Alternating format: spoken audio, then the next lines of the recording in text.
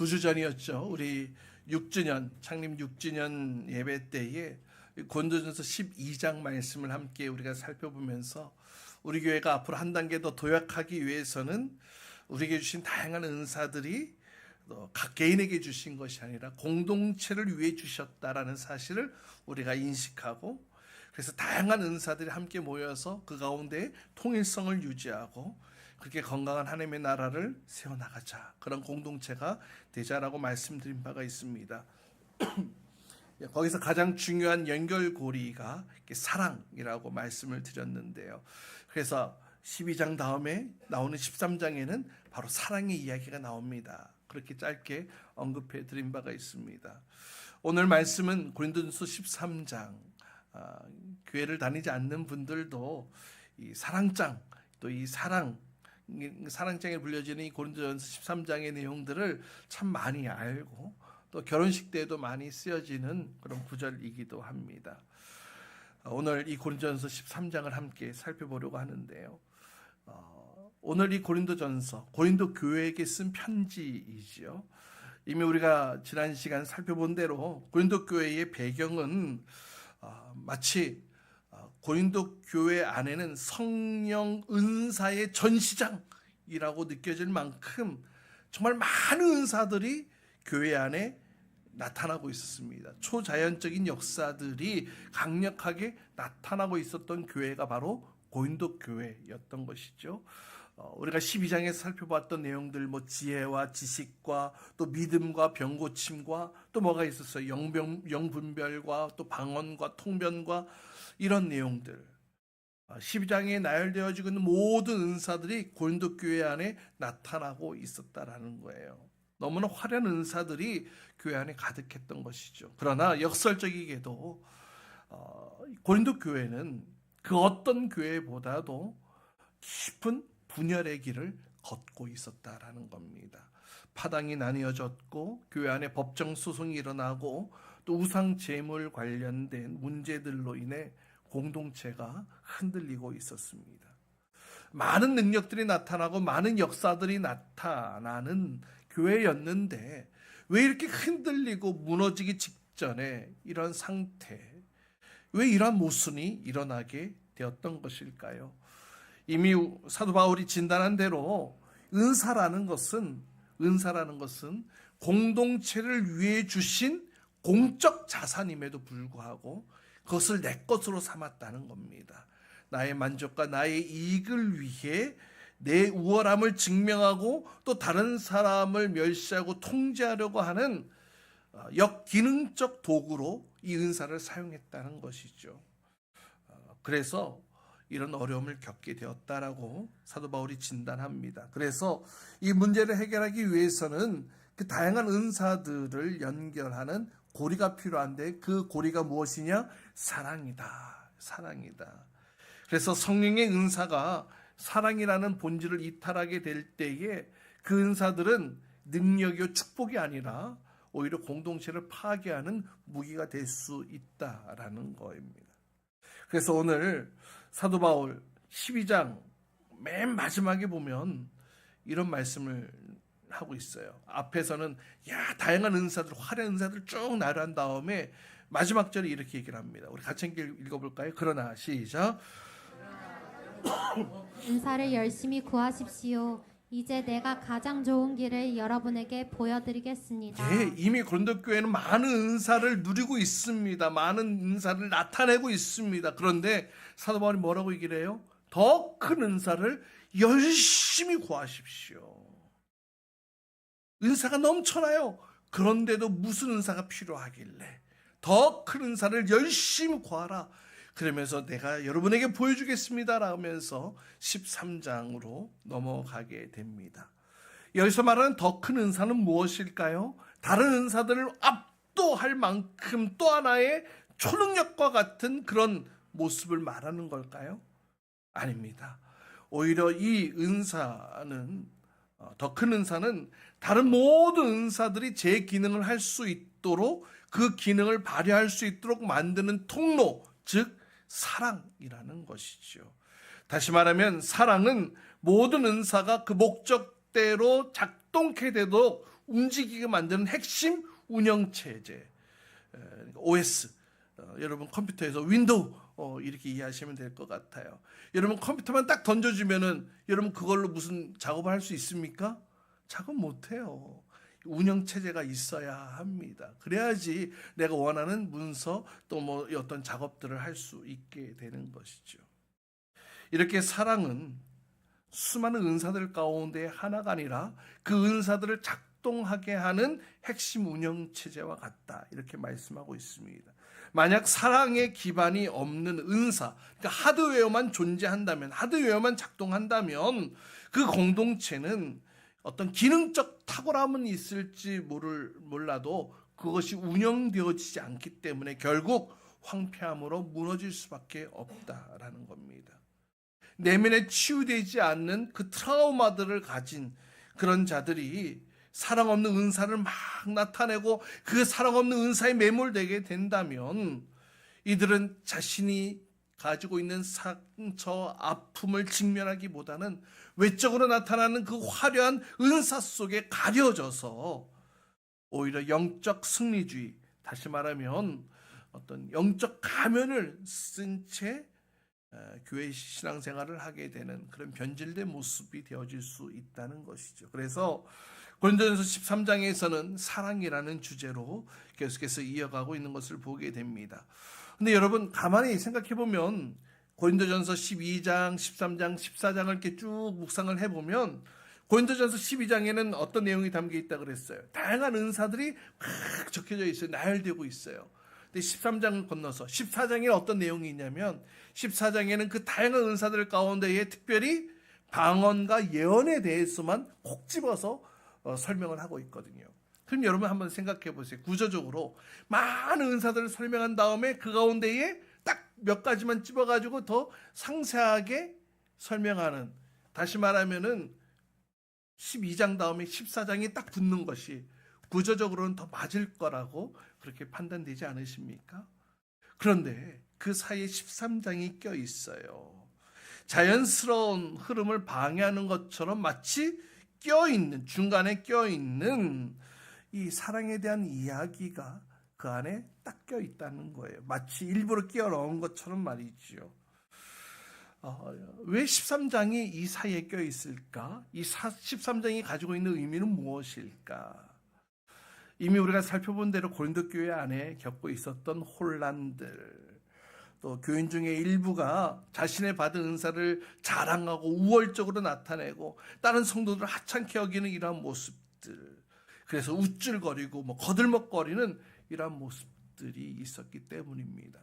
14장에 이 방언과 이 예언에 대해서 집중적으로 조명하고 있는 것을 보면 아마 거들먹거리고 했던 그 사람들이 아마 방언과 예언으로 다른 사람들을 무시하지 않았나 이런 생각을 하게 되는데요. 어쨌든 이 고린도전서 13장, 이 사랑이라는 주제를 담고 있는 이 13장이 과연 그러면 고린도 교회의 문제를 해결할 수 있겠느냐라는 겁니다. 오늘 우리가 사랑의 찬가라고 불려지는 고린도전서 13장, 그 13장을 그냥 사랑의 찬가로만 보는 것이 아니라 상처 입은 공동체를 치유해 나가는 그런 놀라운 복음의 역사라는 사실을 우리가 함께 살펴보며 오늘 이 시간 은혜 나누기를 주님의 이름으로 축복합니다. 우리 1절 말씀, 13장 1절 말씀 우리 같이 함께 읽어봅니다. 시작. 내가 사람의 모든 말과 천사의 말을 할 수 있을지라도 내게 사랑이 없으면 울리는 징이나 요란한 꽹과리가 될 뿐입니다. 네, 첫 번째는 은사의 완성에 대해서 말씀드리려고 해요. 사랑이 없으면 이렇게 얘기를 하잖아요. 1절에도 사랑이 없으면, 2절에도 뭐뭐 할지라도 사랑이 없으면, 3절에도 뭐뭐 할지라도 사랑이 없으면, 계속해서 반복해서 어떤 은사를 가지고 있던 간에 사랑이 없으면 아무것도 아닙니다. 이렇게 얘기를 합니다. 사랑이 없는 은사. 사랑이 없는 은사는 결국 자기 과시용으로 그런 도구로 전락하기 때문에 그저 징이나 요란한 꽹과리 소리일 뿐이라고 말씀하고 있습니다. 그만큼 사랑이라는 마음을 담지 않은 채 은사를 사용하게 될 때에 그 은사는 누군가를 괴롭히는 어떤 그런 무의미하고 괴롭히는 소음에 불과하다라는 겁니다. 여러분, 사랑이 공동체의 유익을 결정짓는 핵심 변수가 무엇이냐면, 은사는 뭐 화려함을 나타낼 수는 있어요. 개인의 유능함을 드러낼 수 있습니다. 그런데 여러분, 사랑만이 사람을 세우는 수 있는 길이라는 것 여러분 아세요? 사랑만이 관계를 연결하고 관계를 이어준다는 사실 여러분 아십니까? 그래서 여러분 따라봅시다. 사랑은 은사를 은사되게 하는 달이다. 다시 한번요. 사랑은 은사를 은사되게 하는 달이다. 예.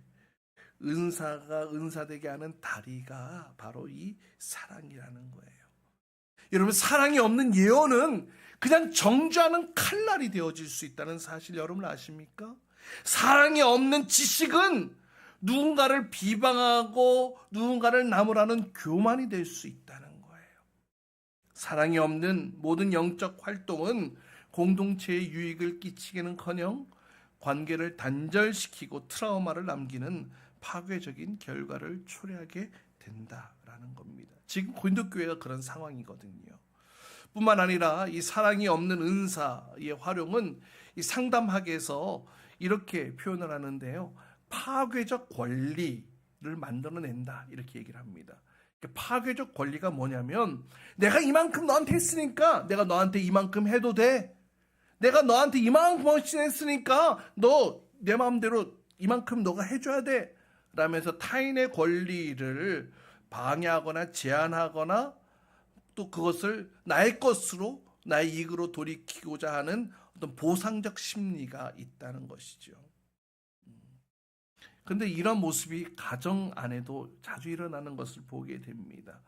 부모가 자녀를 위해 희생했다라는 근거로 부모가 자녀의 삶을 통제하려고 들거나, 또 부모가 받은 그 상처를 자녀에게 전가시키거나, 또 자녀를 통해 그 상처를 보상받고자 할 때, 그때 가정은 이 지옥문이 열리게 되는 거예요. 뒤죽박죽 되어지는 겁니다. 사랑이 없는 은사는 결국 자기의라는 우상을 세우고 공동체 유기적 연결을 망쳐버리게 된다는 겁니다. 그렇다면 여러분, 혹시 우리가 하는 봉사와 우리가 하는 헌신 속에, 그러니까 교회 안에서, 공동체 안에서, 또 가정 안에서 나의 헌신과 봉사가 나를 증명하려고 하는 그런 욕망의 도구이지는 않았는지 한번 점검해 보시기 바랍니다.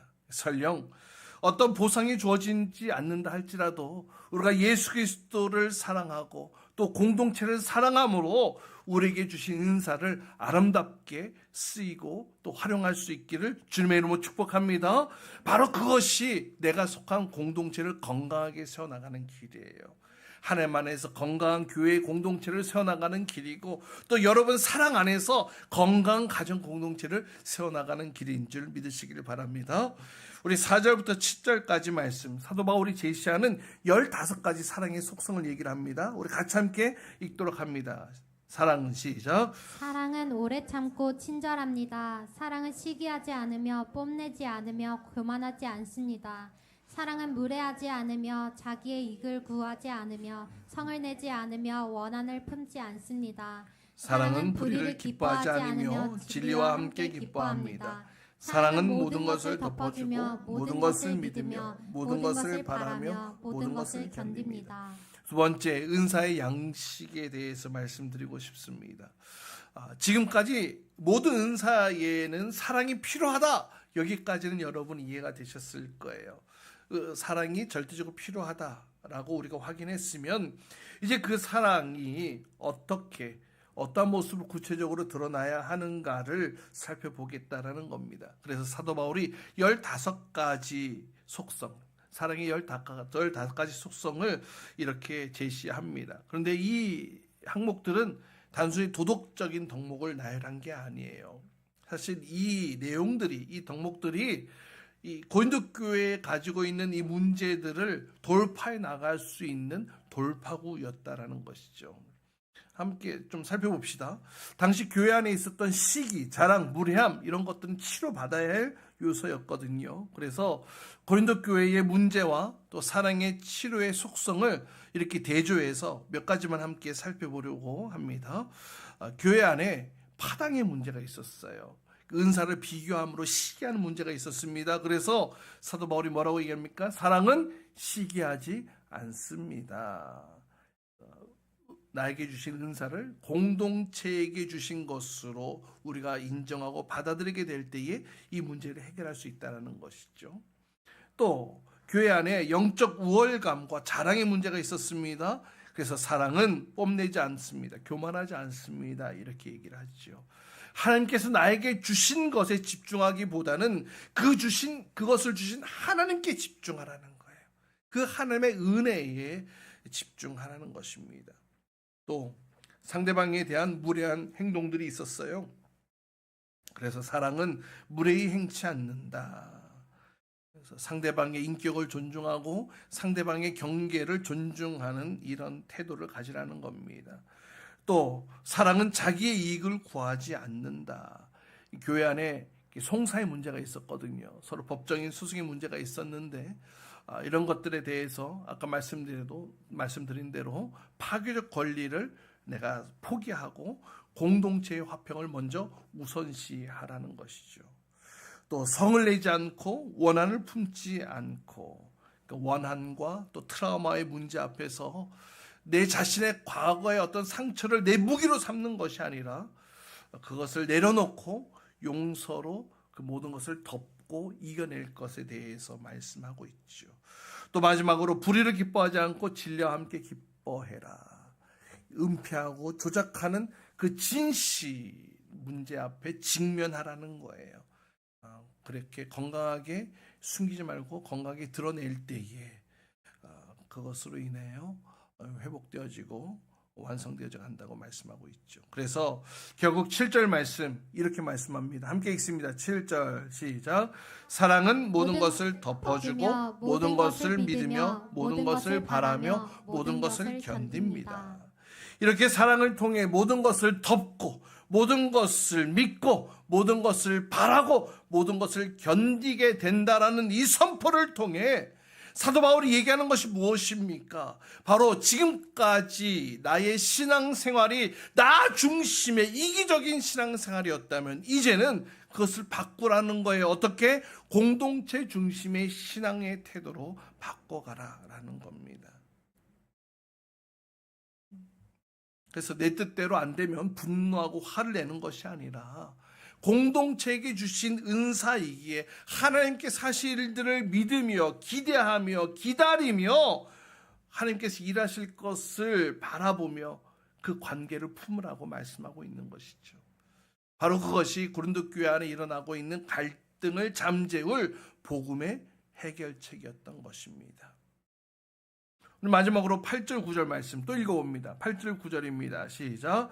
사랑은 없어지지 않습니다. 예언도 사라지고 방언도 그치고 지식도 사라집니다. 우리는 부분적으로 알고 부분적으로 예언합니다. 은사의 지향점에 대해서 이야기를 합니다. 사랑은 없어지지 않습니다. 사랑은 없어지지 않습니다. 은사는 다 사라지는데 사랑은 없어지지 않는다라고 은사의 일시성과 사랑의 영원성을 대조해서 말씀하고 있죠. 여러분, 사랑은 영원합니다. 사랑은 영원합니다. 왜 그렇습니까? 모든 은사는 다 사라질지라도 사랑은 없어지지 않아요. 왜 그러냐? 바로 이 사랑은 하나님의 속성이기 때문에 그래요. 하나님 나라의 본질이 바로 이 사랑이기 때문에 그렇습니다. 만약 사랑이 상황에 따라 바뀌어지고 어떤 형편에 따라 장소에 따라 그 사랑이 바뀌어지게 된다면 그것은 하나님을 근원으로 한 사랑이 결코 아니라는 거예요. 하나님의 사랑은 변치 않는 사랑이고 변하지 않는 사랑이고 영원한 사랑인 줄 믿으시길 바랍니다. 여러분, 우리가 천국 갔을 때에 많은 은사들이 필요할까요? 하나님 나라에 갔을 때 우리에게 주신 은사들, 방언하고 예언하고 치유하고 이런 은사들이 필요할까요? 아니요. 하나님 나라에서는 필요가 없어요. 하나님께서 우리에게 은사를 주신 것은 이 땅에서 주님 오시는 그날까지 우리가 신앙생활을 하면서 우리 공동체를 위해 하나님께서 우리에게 주신 은사예요. 선물이라는 겁니다. 우리가 하나님 나라에 갔을 때는 그런 은사들 필요 없어요. 오직 무엇만? 하나님을 사랑하고 하나님을 예배하고 하나님을 높여드리고 그것만이 우리의 천국의 삶이 아니겠습니까? 그러니 이 사랑이 하나님 나라의 본질이고 하나님의 속성이라면 변치 않는 영원한 사랑이 진짜 하나님의 사랑이겠지요. 다른 은사들은 한계가 있습니다. 그래서 사도 바울이 부분적으로 사용되어지고 그것도 이 세상에서만 효력을 발휘한다라고 얘기를 합니다. 그러나 온전한 곳이 올 때, 즉 하나님의 나라가 완성되어질 때에 그 은사들은 목적대로 교회를 위해 하나님의 나라가 올 때까지 주신 은사들은 그 목적대로 교회를 세워나가는 그 일들을 위해서 쓰이는 도구가 되어야 한다는 것입니다. 그래서 13절 말씀 함께 읽습니다. 그러므로 시작. 그러므로 믿음, 소망, 사랑 이 세 가지는 항상 있을 것인데 그 가운데서 으뜸은 사랑입니다. 우리 교회가 바로 이러한 사랑의 모습으로 굳건하게 든든하게 세워져 갈 수 있기를 간절히 소망합니다. 뿐만 아니라 여러분의 가정 공동체도 이런 사랑의 모습으로 세워질 수 있기를 주님의 이름으로 축복합니다. 여러분, 가족은 사실 작은 하나님 나라예요. 여러분, 하나님께서 공동체를 만드셨을 때에 가장 먼저 만드신 공동체가 뭐예요? 가족 공동체였죠. 아담과 하와 가족 공동체였죠. 이 가족은 작은 하나님의 나라입니다. 이제 우리가 명절을 앞두고 있습니다. 설 명절을 앞두고 우리 가족 안에서 행하는 나의 작은 사랑의 실천을 통해서 여러분 가정 안에 모든 갈등과 또 아픔과 모든 문제들을 넘어서서 하나님의 나라를 세워나가는 그런 모습들이 있기를 주님의 이름으로 축복합니다. 여러분의 모습들 통하여서 여러분의 가족이 하나님 나라의 질서 안에서 세워져가는 공동체가 되어져야 되겠다라는 거예요. 그래서 이것을 위해서 한 가지를 제안합니다. 그리스도의 삼중직 모델이라고 하는데요. 이 그리스도의 삼중직이라고 하는 것은 이 선지자, 제사장, 왕 이것을 설명하거든요. 그래서 가정 안에서 이 그리스도의 삼중직의 모델을 가지고 가족 공동체를 세워나갈 것에 대해서 이 설명한 내용이 있어서 제가 그대로 그것을 발췌해 왔습니다. 세 가지를 제안합니다. 첫 번째는 선지자적 사랑입니다. 무슨 말이냐면 말씀 중심의 거룩을 촉진시키는 환경을 만들라라는 거예요. 여러분, 사실 가정 안에 이런 일들이 있죠. 학대, 방임, 비난. 그런데 이것이 가정 안에 마치 당연한 규칙처럼 행해지고 있는 가정들이 있다는 거예요. 당연하게 학대하고 있고, 당연하게 비난하고, 당연하게 서로 욕하고, 당연하게 서로 손가락질하는 왜곡된 가족 규칙이 가정 안에 있는 곳들이 있다는 거예요. 그래서 이것을 사도 바울이 뭐라고 얘기합니까? 진리 안에서 기뻐하고 악한 것을 생각하지 않는 사랑으로, 진리 안에서 기뻐하고 악한 것을 생각하지 않는 사랑으로 가족 안에 존재하고 있었던 그 왜곡된 규칙, 또 은폐되어진 그 상처들을 하나님 말씀에 비추어서 교정해야 된다는 겁니다. 그런 모습도 있기를 소망합니다. 이 선지자적 사랑을 통하여서 우리 가정 가운데 있는 이 트라우마들을 막 유발시키고 발생시키는 것이 아니라 하나님의 거룩함을 촉진시키는 환경으로 변화시켜 나가기를 주님의 이름으로 축복합니다. 그래서 이것을 위해서는 우리가 집중해야 될 것은 가족들의 목소리가 아닙니다. 하나님의 말씀이 우리 가족에 우선되어지는 규칙이 될 수 있도록 여러분이 그런 모습으로 세워져야 될 줄 믿습니다. 여러분, 이 말이 맞습니까? 사랑하니까 내가 널 때리는 거야. 이건 잘못된 왜곡된 방식인 것이죠. 누군가를 희생양으로 만드는 것, 누군가의 잘못을 한 사람에게 몰아세우는 이런 모습들, 이런 폭력들을 이제는 버리시고 멈추시고 오직 하나님의 말씀으로만 소통하고 하나님의 말씀으로 여러분의 가정이 기준되어 세워질 수 있기를 주님의 이름으로 축복합니다. 바로 그것이 선지자적 사랑으로 여러분의 가정을 세워나가는 거예요. 두 번째는 제사장적 사랑으로 세워나가시기 바랍니다. 보이지 않는 충성심의 사슬을 끊는 중보인데요. 이것은 이런 의미입니다. 가족 안에서 부모의 결핍을 채워주려는 자녀의 보이지 않는 충성심이 있다는 거예요. 그러니까 이런 거죠. 부모가 자녀에게 이러이러한 것들을 끊임없이 강요를 하고 너는 이런 것들을 해야 되라고 얘기를 하면서 자녀에게 압박을 합니다. 그러면은 사실 그게 부모의 어떤 부족함을 자녀에게 전가시키는 거잖아요. 그럼 자녀는 그 부모의 부족함을 채우기 위해서 충성심을 보인다라는 거예요. 이것이 어떤 결과를 가지고 오느냐? 자녀들로 하여금 부모의 정서적 쓰레기통을 만드는 거예요. 나의 자녀를 정서적 쓰레기통으로 만든다. 그러나 이 제사장적 사랑을 통하여서 세대 간에 전이되어지는 트라우마의 사슬을 끊어낼 수 있다는 것이죠. 그래서 오늘 말씀 보니까 오래 참음이 나오고 있죠. 또 모든 것을 견디는 사랑으로 이 모습들을 변화시켜 나가야 할 줄 믿습니다.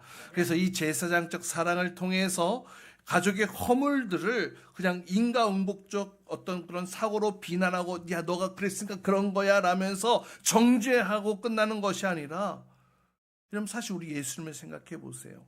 대제사장 되신 예수님께서는 우리 때문에 그 비참함을 다 감당하셨잖아요. 따라서 우리 서로의 아픔들, 가족 안에 아픔들이 있잖아요. 그것들을 서로 손가락질하고 뭐 때문에 너가 그런 거야 라고 그 허물을 아프게 쑤시는 것이 아니라 서로의 아픔을 온 가족이 함께 주님 앞으로 가져나오시기 바랍니다. 그래서 예배를 통하여서, 기도를 통하여서 하나님 안에서 서로가 서로의 죄를 자복하고 서로의 연약함을 고백하고 서로 아픔들을 함께 나누는 그런 중보의 질서, 예배 질서가 세워질 수 있기를 간절히 소망합니다.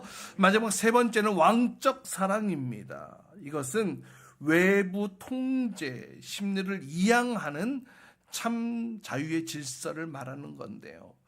이런 겁니다. 그러니까 이 트라우마의 기저에는 이런 것이 있어요. 그것을 내 소유물로 삼고 내 마음대로 조종하고자 하는 그런 통제 심리가 숨겨져 있다는 거예요. 그래서 이것을 고린도전서 13장에서는 나의 유익을 위하여 구하지 않는다 이렇게 얘기를 하죠. 나의 유익을 위하여 구하지 않는 이 사랑으로 변화시켜야 할 줄 믿습니다. 이 왕적 사랑이 뭐냐면 이거예요. 내가 왕이 되고자 하는 거예요. 내가 가족 안에서 내가 왕이 되는 거예요. 그래서 내가 왕이 되려고 하는 이 교만은 다 내려놓고 그 가정의 왕권을 누구에게 드린다고요? 주님께 이양하라는 겁니다. 내가 왕이 되려고 하는 것이 아니라, 그래서 내 소유물로 여기고 내가 마음대로 통제하고 내 마음대로 하려고 하는 그 모습들을 내려놓고 그 왕권을, 가족의 왕권을 주님께로 돌려드리라는 거예요. 그때에 주님께서 우리를 인격적으로 대해주시고 우리를 사랑하시고 우리에게 구원을 주신 것처럼 우리 역시 상대를 소유물이 아닌 존귀한 인격으로 대할 수 있게 된다는 겁니다. 여러분, 설 명절을 앞두고 있는 상황 속에서 어떤 분들은 즐겁고 행복하고 가족을 만날 어떤 설레임으로 가득 차 계신 분들도 계시겠지만, 또 가족을 만나는 것이 큰 부담이 되고 또 짐처럼 느껴지신 분들도 계실 줄 압니다. 여러분, 가족 공동체 안에서 지금껏 함께 나누었던 이 내용들 중에 가장 실천하기 어려운 것 있다면 그것을 한번 뽑아보세요. 그리고 그것을 우리가 살펴본 그리스도의 삼중직이라는 관점 안에서 한번 도전해 봅시다. 한번 실천해 봅시다. 그때에 우리의 가정들이 주님의 사랑 안에서 건강하게 회복되어질 줄 믿습니다. 사랑하는 여러분, 사실 교회 공동체의 건강함도요, 가족 공동체, 가정 공동체의 건강함에서부터 시작되어진다는 것을 여러분 아세요? 그래서 여러분들 설 명절에 여러분을 한번 따라해보시죠. 나는 사랑의 은사자다. 그러니까 내가 사랑의 은사자로 내 가정에 파송되어진다고 여러분 생각하세요.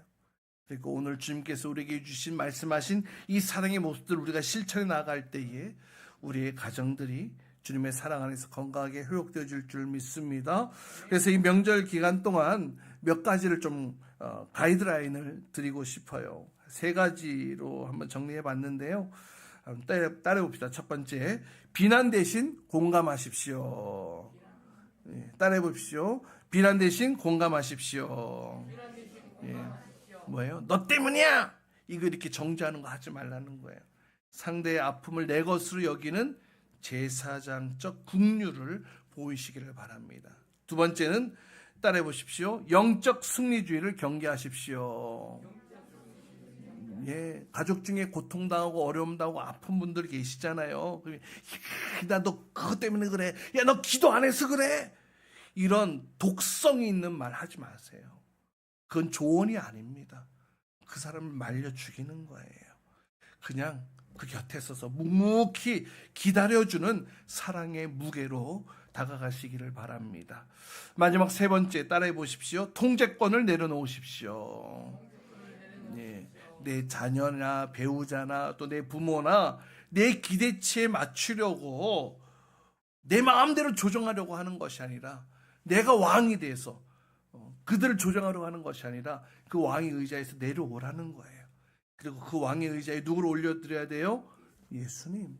주님이 이 가정의 주인 되십니다. 이 사실을 인정함으로 통제권을 내려놓으시기 바랍니다. 사실 예수님께서 이런 모습을 우리에게 이미 보여주셨어요. 여러분, 고린도전서 13장 4절부터 7절까지 다시 한번 띄워주세요. 사랑은 오래 참고 이렇게 하잖아요. 근데 이 사랑은 대신에 예수님을 한번 넣어서 한번 읽어볼까요? 사랑 대신에 예수님을 바꿔서 한번 읽어봅시다. 함께 읽어봅니다. 시작. 예수님은 오래 참고 친절하십니다. 예수님은 시기하지 않으며 뽐내지 않으며 교만하지 않습니다.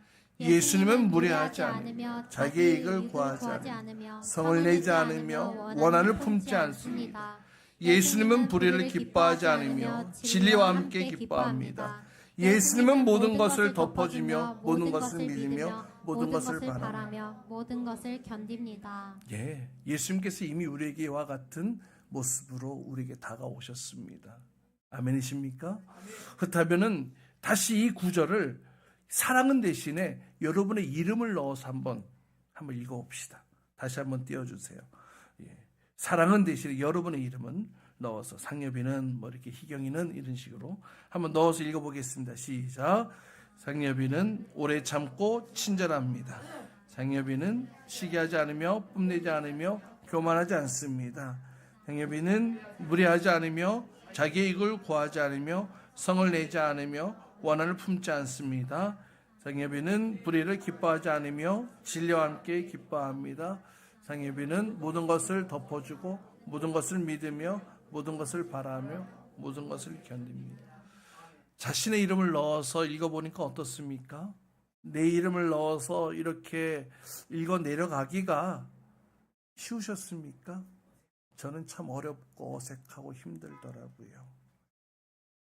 그러나 이런 모습을 주님께서 이미 우리에게 보여주셨고 우리가 그 사랑을 누리고 있다는 사실을 기억하시기 바랍니다.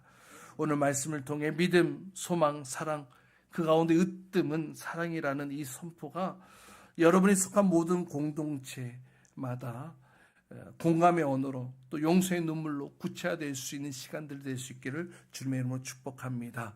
사랑은 단순한 감정이 아닙니다. 공동체를 건강하게 세워나가는 성령이 더 큰 은사라는 사실을 여러분 기억하시고 특별히 이번 명절에 여러분이 결단과 또 믿음의 실천을 통하여서 여러분의 각 가정들이 작은 하나님의 나라로 아름답게 세워져 갈 수 있기를 주님의 이름으로 축복합니다. 그런 모습으로 세워지는 우리 공동체가 될 수 있기를 축복합니다. 우리 같이 함께